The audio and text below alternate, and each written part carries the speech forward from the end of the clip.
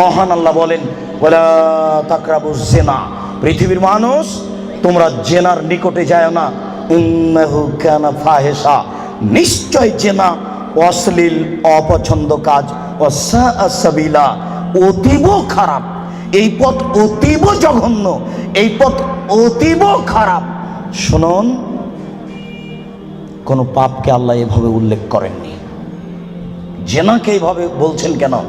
একদা আবু যার গেফারি রাদিয়াল্লাহু তাআলা আনহু বলেন যে আল্লাহর নবী বললেন, যে ব্যক্তি লা ইলাহা ইল্লাল্লাহ বলবে সে জান্নাতে যাবে।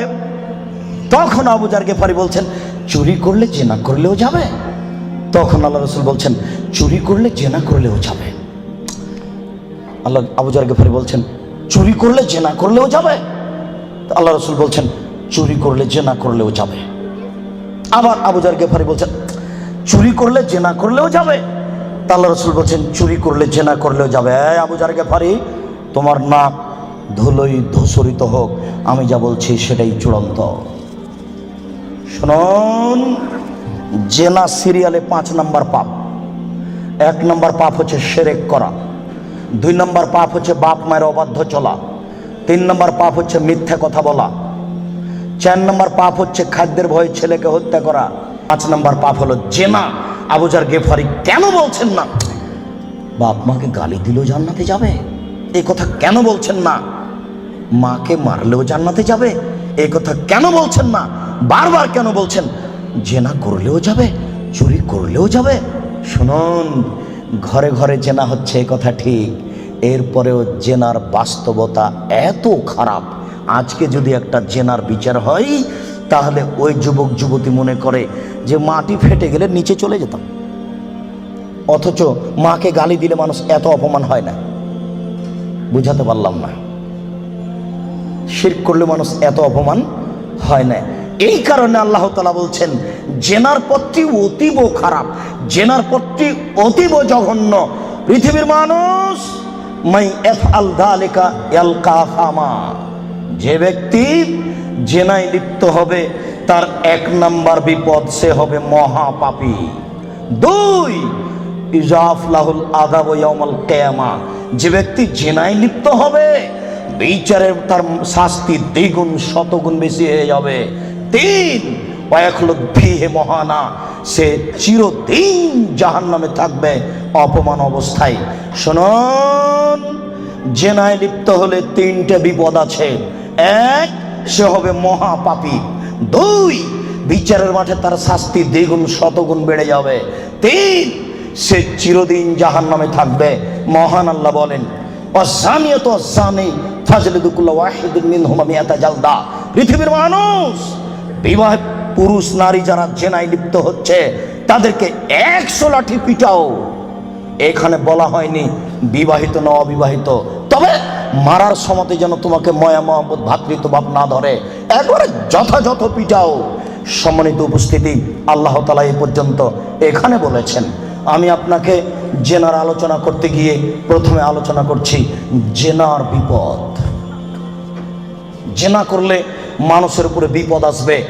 1, অল্প বয়সে মরণ হবে, মহামারী হবে, কলেরা হবে। 2, এমন রোগ হবে যে রোগ বংশে ছিল না, যে রোগ ডাক্তার চিনে না, যে রোগ বংশে ছিল না, যে রোগ ডাক্তার চিনে না। শুনুন, জেনায় লিপ্ত যদি মানুষ হয় তাহলে অল্প বয়সে মরণ হবে, কলেরা হবে, মহামারী হবে। 3টে সমান একটা। 2, এমন রোগ হবে যেটা বংশে ছিল না, যেটা ডাক্তার চিনে না। দেখুন, আব্দুল্লাহ ইবনে উমর রাদিয়াল্লাহু তাআলা আনহু বলেন রাসূল সাল্লাল্লাহু আলাইহি সাল্লাম বলেছেন লাম তাজহারিল ফাহিশাতু ফি কওমিন কাত্ত ইল্লা ফাসা ফিহিম আত-তাউন ওয়াল আওজা। যদি কোনো সম্প্রদায়ে জেনা ছড়িয়ে যায়, যেই সম্প্রদায়ে জেনা ছড়াবে তাদের উপরে 2টি বিপদ হবে। 1, তাউন, কলেরা, মহামারী। মহামারী যা, কলেরা তা, অল্প বয়সে মরণ তা। কথা কি বুঝতে পেরেছেন? 2, অল আওজাও মা মাজাত ফি আসলাফিহিম, এমন রোগ হবে যেটা বংশে ছিল না, ডাক্তার চিনে না, এই কথাটা আল্লাহর নবী বলেননি, ওটা আমি বলেছি। মনে রাখবেন, জেনায় লিপ্ত হলে এমন রোগ হবে যেটা বংশে ছিল না, আমি বললাম এমন রোগ হবে যেটা ডাক্তার চিনে না, এটা জেনার ভয়। আব্দুল্লাহ ইবনে মাসউদ রাদিয়াল্লাহু তাআলা আনহু বলেন, রাসূল সাল্লাল্লাহু আলাইহি সাল্লাম বলেছেন, লাম তাজহারিল ফাহিশাতু ফি কওমিন কাত্ত ইল্লা ফাসা ফিহিল ফাকর ওয়াল মাসকানা। যখন কোন সম্প্রদায়ে জেনা প্রকাশ পাবে তখন তাদের উপরে দারিদ্রতা, নিঃস্বতা, ভিক্ষাবৃত্তি নেমে আসবে, তাকে একদিন না একদিন ভিক্ষুক হতেই হবে। কোটি টাকা ইনকাম করলে তার সংসারে সুবিধা আসবে না। বউ স্ত্রী পরকীয়া প্রেমে লিপ্ত, স্বামীও পরকীয়া প্রেমে লিপ্ত, দুইজন দুইজনকে গালি দেয়। সারাদিনে 3 কোটি টাকা ইনকাম করে আর রাত্রে এসে দুইজন মারামারি করে। বলেন এরা ভিক্ষুক কিনা? বলেন দেখি, এদের কি আছে জীবনে বলেন? একদিন টাকা শেষ হবেই। আমি অনবাদক, 1450 বছর পূর্বে মুহাম্মদ সাল্লাল্লাহু আলাইহি ওয়াসাল্লাম বলেছেন, যেই সমাজে সুদ এবং জেনা প্রকাশ পাবে, যেই সমাজে সুদ এবং জেনা প্রকাশ পাবে, সেই সমাজের উপরে ভিক্ষাবৃত্তি নেমে আসবে, তাদের অর্থ সম্পদ ধ্বংস হবেই, তাকে একদিন না একদিন ভিক্ষুক হতে হবে। এটা জেনার প্রথম বিপদ। মুহাম্মদ সাল্লাল্লাহু আলাইহি ওয়াসাল্লাম বলেন, আমার উম্মত জেনাকে হালাল মনে করবে। মুহাম্মদ সাল্লাল্লাহু আলাইহি ওয়াসাল্লাম বলেন, আমার উম্মত জেনাকে হালাল মনে করবে। দুঃখজনক কথা, আমরা জেনাকে হালাল মনে করবে, এত বড় পাপকে। জি, আমির রাদিয়াল্লাহু তাআলা আনহু বলেন, রাসূল সাল্লাল্লাহু আলাইহি সাল্লাম বলেছেন, লা ইয়াকুনান্না ফি উম্মতি আকওয়াম ইস্তাহিলুনাল হিরা ওয়াল হারিরা ওয়াল খামরা ওয়াল মাযিব। অচিরে আমার উম্মতে এমন মানুষ আসছে যারা রেশমি কাপড়কে হালাল মনে করবে, তাদের গায়ে থাকবে সিল্ক জাতীয় জামা, তাদের বাড়িতে থাকবে মখমল জাতীয় চাদর। আমার উম্মত রেশমি কাপড়কে হালাল মনে করবে। 2, আমার উম্মত জেনাকে হালাল মনে করবে। 3, আমার উম্মত মদকে হালাল মনে করবে। 4, আমার উম্মত বাদ্যযন্ত্রকে হালাল মনে করবে। সব দোকানেই টিভি, সব মোবাইলে বাদ্যযন্ত্র, কারোর কাছে এটার পাপের কাজ নয়, কেউ ভাবে না এটা পাপের কাজ। শুনুন, এই ছেলে, তুমি খুব ধৈর্য ধারণ করে থাকো। আলোচনার শেষের দিক যত যাবে তত গুরুত্বপূর্ণ আলোচনা হবে। তুমি খুব সতর্ক থাকো, যতই কষ্ট হোক। সম্মানিত মুরব্বী, আপনার যতই কষ্ট হোক, আপনাকে আমি কিছু সময়ক্ষণ অপেক্ষা করার জন্য অনুরোধ করছি। আপনি ধৈর্য ধারণ করুন, ইচ্ছা করলেই সময় বের করা যায় না। মুআয ইবনে জাবাল রাদিয়াল্লাহু তাআলা আনহু বলেন, রাসূল সাল্লাল্লাহু আলাইহি ওয়াসাল্লাম বলেছেন, নেতৃত্ব শুরু হয়েছে নবী দিয়ে, দয়া দিয়ে, তারপরে নেতৃত্ব হবে খলিফা দিয়ে, দয়া দিয়ে, তারপরে নেতৃত্ব হবে জোর যার মুল্লুক তার, তারপর নেতৃত্ব হবে নেতা, হবেই হবে, সে যে কোনো মূল্যে তাকে হওয়াই লাগবে, যে কোনো মূল্যে। এই শ্রেণীর মানুষদের 5টা পাপের কাজ আছে। 1, ইস্তাহিলুনাল হারিরা, এরা রেশমি কাপড়কে হালাল মনে করবে। 2, অল ফুরুজা, এরা জেনাকে হালাল মনে করবে। এই বোকা ছেলে, তোমার নেতাকে তুমি চিনো? আর জেনার লাইন লেগা আছে, তুমি দেখো তদন্ত করে। আল্লাহ নবী বলেছেন, আমি অনুবাদক, এসব সমাজের নেতারা জেনাকে হালাল মনে করবে। 3, মদকে হালাল মনে করবে। 4, দিনামদিন এরা ধনী হয়ে যাবে, ধনী হওয়ার জন্য যে কোনো সাহায্য পাবে। সম্মানিত উপস্থিতি, এই ছেলে থামো, ওই দিক থেকে কোনো মানুষকে এদিকে আসতে দিও না, চলাচল বন্ধ। ওই দিক থেকে কাউকে এদিকে আসতে দিবেন না, আপনি ধৈর্য ধারণ করো। এই ছেলে, ওই কোণাতে কাউকে এদিকে ঢুকতে দিও না। তার মানে যে যাচ্ছে, যতটা মানুষের গায়ে হাত লাগবে বা ধাক্কা লাগবে, সে আমার কথা বুঝতে পারবে না, সে বেখেয়াল হয়ে যাবে। অতএব তুমি সোচ্চার হও, তোমরা দায়িত্ব পালন করো। আজকে তোমরা বক্তব্য শোনো না, আজকে জনগণকে সহযোগিতা করো।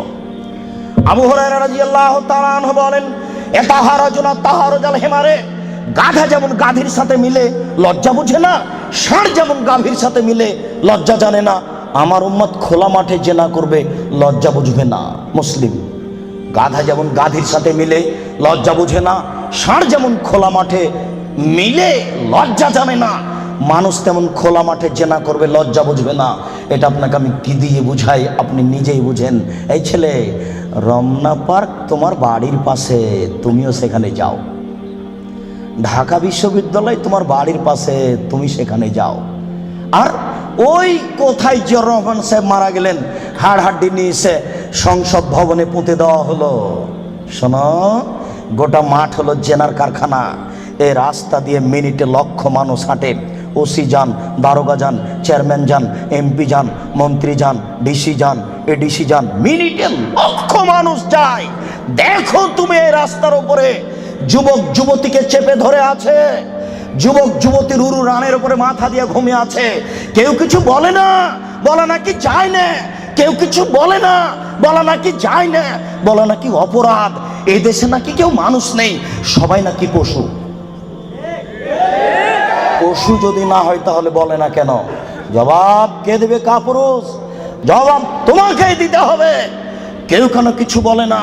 আল্লাহ রাসূল বলেন, আলাইনানে তাজনিনে জেনা হমান নাজর। এই ছেলে, দুই চোখের জেনা হচ্ছে চোখ দিয়ে দেখা।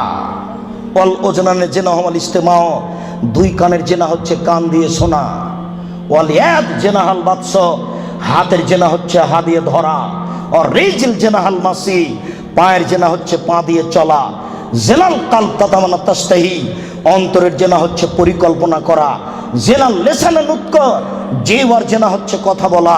এগুলি সব জেনা। আমি অনুবাদক, হাদিস মুসলিম। এবার তুমি বাঁচো কি করে? এই ছেলে, তোমার মোবাইলে দিন রাত পতিতালয়ের মেয়ে নাচে। শোনো, আল্লাহ রাসূল বলেন, ইন্নাল মারাতা ইজাস্তাতারাত, যখন কোনো মহিলা সাজসজ্জা গ্রহণ করে, সাজগোজ করে। দেখো তুমি বিপদে পড়েছ, তোমার বোনও বিপদে পড়েছে। আমি অনুবাদক। তিনি বলেন, যখন কোনো মহিলা সাজসজ্জা করে, সাজগোজ করে, ঠোঁটে লিপস্টিক দেয়, পাউডার মাখে, মারাতবে মাজলিসিন, তারপরে পুরুষের পাশ দিয়ে হেঁটে যায়, কেদা জানিয়ে ও ব্যভিচারণী, ও ব্যভিচারণী, ও ব্যভিচারণী।